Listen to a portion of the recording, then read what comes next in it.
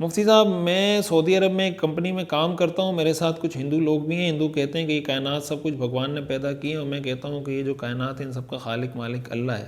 ہندو یہ بھی بولتے ہیں کہ بھگوان اور اللہ ایک ہی ہے. مہربانی کر کے مجھے کچھ ایسا طریقہ بتائیں کہ میں ان کو سمجھا سکوں. قدرت اللہ سعودی عرب سے. دیکھیں، ظاہر ہے کہ اسلام اور ہندوازم میں بنیادی جو فرق ہے نا، وہ یہی فرق ہے کہ وہ اللہ کے ساتھ کسی کو شریک ٹھہرا رہے ہوتے ہیں. اب ظاہر ہے کہ اگر کوئی اللہ کو بھگوان کہتا ہے اپنی زبان کے اندر، کوئی خدا کہتا ہے، کوئی دوسرا لفظ اللہ کے لیے استعمال کرتا ہے، تو اس میں کوئی حرج کی بات نہیں. کوئی کہے کہ اللہ نے دنیا کو پیدا کیا، کوئی کہتا ہے خدا نے پیدا کیا، کوئی ترکش ہے وہ اپنی زبان میں کہتا ہے، کوئی مختلف، لیکن وہ کہے کہ ہاں وہ ایک ہستی ہے جس نے اس کو پیدا کیا ہے، تو یہ بات تو ٹھیک ہے. لیکن مسئلہ جو خراب ہوتا ہے وہ یہ ہوتا ہے کہ پھر اس کے بعد وہ شرک کر رہے ہوتے ہیں نا. جا کے وہ کسی بت کے سامنے جھک رہے ہیں، کسی سے رزق مانگ رہے ہیں، کسی سے اولاد مانگ رہے ہیں، کہیں چڑھاوا چڑھا رہے ہیں وغیرہ وغیرہ. جو شرک کی ڈیفینیشن ہے وہ سب کو پتہ ہی ہے. اللہ کے ساتھ یعنی وہ صفات کسی اور کے لیے ثابت کرنا جو اللہ کے ساتھ خاص ہیں، اللہ کے علاوہ کسی اور سے مانگنا، کسی اور سے مدد طلب کرنا، ایاک نعبد و ایاک نستعین، اس کے خلاف کوئی کام کرنا، تو ایسی صورت میں ظاہر ہے یہ شرک ہے. اور شرک شرعی نقطہ نظر سے ناقابل معافی ہے. ان اللہ لا یغفر ان یشرک بہ ویغفر ما دون ذلک لمن یشاء. اللہ تعالیٰ شرک کو کبھی نہیں بخشتا، اس کے علاوہ کوئی گناہ اللہ تعالیٰ اس کو معاف فرما دے اگر اللہ چاہے.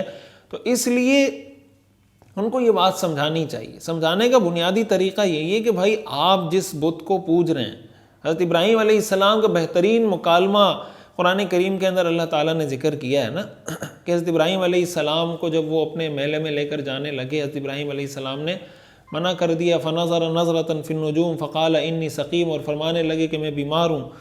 اور پھر گئے اور بتوں سے پوچھنے لگے کہ بھائی تم بات کیوں نہیں کرتے، تم کھانا کیوں نہیں کھاتے، اور پھر جناب ان بتوں کو گرانا شروع کر دیا اور کلاڑی وہ بڑے بت کے گلے میں لا کے ڈال دی.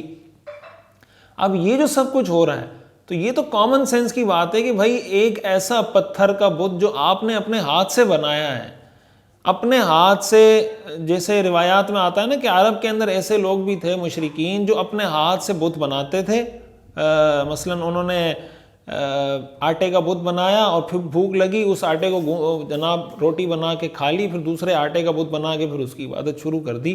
تو جو معبود، جس کو آپ معبود کہہ رہے ہیں، جس کی آپ عبادت کر رہے ہیں، جو اپنے بنانے میں آپ کا محتاج ہے، یعنی وہ خود بن نہیں سکتا، اس کو آپ نے مٹی گارے سے مل ملا کے چیزوں کو اکٹھا کر کے بنایا اور پھر آپ نے اس کو سامنے رکھ کے اس کی عبادت شروع کر دی. چاہیے تو یہ تھا کہ وہ آپ کی عبادت کرتا، آپ کا شکریہ وہ ادا کرتا کہ آپ کا شکریہ کہ جناب آپ نے مجھے بنایا ہے.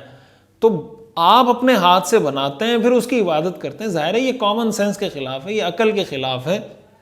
بنانے والی ذات ایسی، عبادت جس کی آپ کریں وہ ذات ایسی ہونی چاہیے جس نے آپ کو بنایا ہو، آپ کے ماں باپ کو پیدا کیا ہو. ظاہر ہے کہ یہ جو ساری چیزیں ہیں، ظاہر ہے مشرکین مکہ، رسول اللہ صلی اللہ علیہ وسلم کی جو مکہ میں بعثت ہوئی تھی، ان کا بھی بنیادی جو مسئلہ تھا وہ یہی تھا. وہ بتوں کی عبادت کرتے تھے. قرآن کریم میں ان کے بتوں کے نام ذکر ہیں کہ کبھی ایک بت کو، مختلف بت انہوں نے بنائے ہوئے تھے قبیلوں کے اعتبار سے بھی، اس قبیلے کا یہ بت ہے، اس قبیلے کا یہ بت ہے. اللہ تعالیٰ نے اسی کو ذکر کیا، ان ہی الا اسماء سمیتموها انتم وآباؤکم، یہ تم نے اپنی طرف سے گھڑ لی ہیں. کیا تمہارے پاس اس کی کیا دلیل ہے کہ بھئی یہ معبود ہیں، انہوں نے پیدا کیا کیا؟ ام خلقوا من غیر شیء ام هم الخالقون ام خلقوا السماوات والارض. اللہ تعالیٰ فرماتے ہیں کیا یہ خود پیدا ہو گئے، یا انہوں نے اپنے آپ کو خود پیدا کیا، یا انہوں نے آسمان و زمین کو پیدا کیا؟ ظاہر ہے کچھ بھی نہیں کیا. مسئلہ یہ ہے کہ ان کے دل میں ایمان نہیں ہے. ایمان آئے گا تو ان کو ساری چیزیں پتہ چل جائیں گی. اس طریقے سے ان کو سمجھائیں. میرے خیال سے یہ بات اللہ کرے ان کو سمجھ میں آ جائے. اللہ تعالیٰ ان کو ہدایت عطا فرمائے اور دین اور ایمان کی روشنی عطا فرمائے. نصر اللہ جموں کشمیر سے پوچھتے ہیں، میرے اسکول کے اساتذہ غیر مسلم ہیں اور میری ان سے روزانہ ملاقات ہوتی ہے، کیا میں ان کی تعظیم کے لیے سلام کر سکتا ہوں؟ اگر نہیں کر سکتا تو کن الفاظ میں انہیں سلام کروں؟ دیکھیں، مصافحہ آپ کریں بالکل ان کے احترام کے لیے. استاد کا احترام، اگر وہ غیر مسلم بھی ہے تو اس کا احترام بہرحال آپ نے کرنا ہے. اس کا غیر مسلم ہونا ایک معاملہ ہے، لیکن اس کا آپ کا ٹیچر ہونا یہ آپ کے لیے رسپیکٹیبل ہے، آپ ان کا احترام کریں. سلام کرنا کسی غیر مسلم کو جائز نہیں ہے. السلام علی من اتبع الہدی یہ کہہ سکتے ہیں، السلام علیکم یہ ان کو نہیں کہہ سکتے. تو آپ مصافحہ کر لیں، ہیلو ہائی کر لیں، ہاؤ آر یو سر وغیرہ وغیرہ، لیکن سلام جو مسلمانوں کو کیا جاتا ہے وہ سلام ان کو نہیں کریں. باقی ان کی رسپیکٹ کرنا، ان کا احترام کرنا، یہ سب آپ پر آپ کی ذمہ داری ہے. بلکہ آپ کو چاہیے کہ آپ ان کی زیادہ رسپیکٹ کریں، زیادہ ادب، زیادہ احترام کریں، تاکہ ہو سکتا ہے کہ آپ کے اس عمل سے ان کو یہ میسج جائے کہ بھائی ان کا دین ان کو اساتذہ کا ادب احترام سکھاتا ہے، اور ہو سکتا ہے اس عمل سے وہ متاثر ہو کر اسلام قبول کر لے۔ انسان جو متاثر ہوتا ہے نا اسلام سے زیادہ، جو غیر مسلم متاثر ہوتے ہیں وہ اخلاقیات سے، معاشرت سے، کردار سے متاثر ہوتے ہیں۔